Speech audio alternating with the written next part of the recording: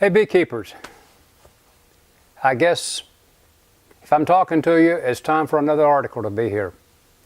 I think it's April 2019 that I'm working on. Still pretty much in February. We can't discuss this every month about how you're out there in front of me, so let's just whiz right by that. This article didn't go the way I thought it would go when I started it. I was going to write about how life changes and how beekeepers change and how what we used to do and what used to be important in beekeeping really passes and other new things take over what we'd like to do and what our interests are in beekeeping. I enjoy doing this now. I like to take my beekeeping background and all the things I've done and queen production and pollen collection and making splits and moving bees and all of that, and use this new technology and the stuff over there on my computers to distribute information about this. It keeps me entertained. That didn't come out in the article. You see, I want one extra yard at my age and at my stage to support the yard here behind me. It's about 75 yards back there. I'm having it electronified. I'm having it energized with electrical power back there, and I hope to add water to it. And ultimately I'd like to transmit and to have that as a home yard where you and I can talk about various aspects of beekeeping and maybe even get down and dirty and be inside the hive with some of this camera equipment.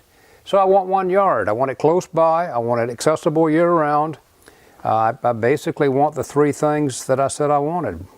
Those three things: one yard, accessible year-round, and available so that I can get to it whenever I want, pretty much. So that's really where I am on that. And then while I was doing that, I got a very pleasant letter and a copy of a popular old bee book, Beekeeping, by E.F. Phillips. This guy has some fanfare. He deserves more fanfare.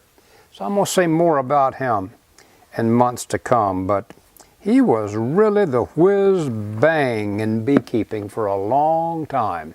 At Cornell, worked on starting libraries, the biggest library in the U.S. and almost in the world, beekeeping library.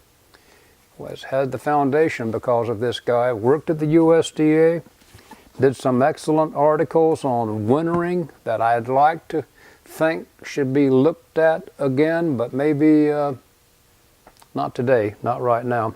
And then while I was doing that, I thought, well, while I'm on this book thing, a second book that meant a lot to me was The Behavior and Social Life of Honeybees by Ronald Ribbons. One day, years ago, my major professor for my master's degree, when I was pursuing a career in pesticides, pulled this book off the shelf and said, "Since you have gone crazy for bees, I'm just going to give you this bee book that I don't think I'll ever use again." And what he did then has become a treasure to me. I only have one copy. It's still available for reprints, but my professor gave it to me. It's one of the only remembrances I have of my master's degree and my time there at Auburn University pursuing that degree. Important book to me. But while we were doing it, there was yet one more important book. The Hive and the Honeybee, 1963 edition, I think, cost $4.25, which ironically is what the Ribbons book cost. So it was the 1963 edition. I probably had the third printing in 1970. Can you believe this little book is The Hive and the Honeybee? The bee book out there now is an absolute tome of information. But I was so happy to get this. This would just be kind of a pleasant beginner beekeeping book now, but at the time, this was the legacy of a book that Day Dance has been publishing forever and ever and a day. One of the original books are up here somewhere. Should have gotten it down, didn't think to do it. That was predecessor to this. Someone years ago relieved me of my personal first copy of the ABC and XYZ.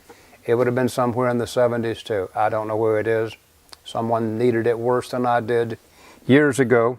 So I've just picked up an old copy of this, ABC and XYZ. It was the second most valuable book I ever bought. And there's another issue out right now, but I don't have a copy close to me.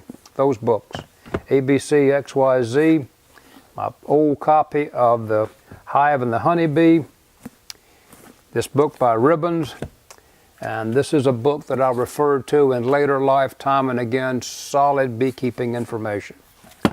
That's it. The article this month kind of surprised me where it ended up. It sounded like I'm a big proponent of yard changing, and I am. The bees are not really that demanding. Best yard in the world, if you can't get to it, doesn't matter. So I had my thoughts on it. I have no idea what I'll talk to you about next month, but I do hope you read whatever it is, because I deeply appreciate you reading this month's article and watching this video piece. It stimulates me to do this kind of thing and to stay updated and current in beekeeping. Thank you so much. Till we talk again. Bye-bye.